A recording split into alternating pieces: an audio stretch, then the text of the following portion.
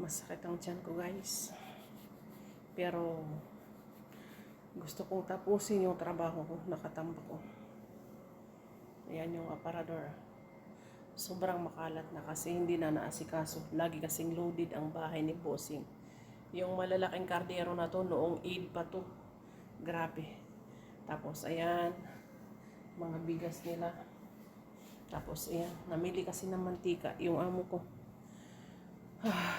Kapoy ba? Tignan nyo yung kalat to. Grabe. Ito nga pala. Ito, mga Suki Loves, mga gamit yan na ayaw na nila. Ang ginagawa ko, inipon ko katulad nito. Ayan o, ang ganda-ganda pa niyan. Mga chocolates kasi yung ano dyan, mga nakalagay dyan. Ito. Yan.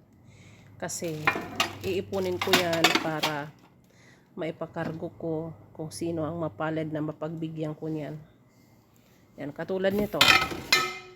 O, diba? Ang ganda-ganda. Chocolates kasi ang nakalagay dyan. Dito kasi kapag may party, may mga regalong chocolates.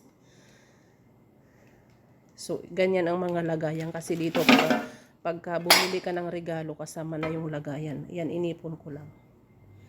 Maswerte ang mga mabibigyan yan.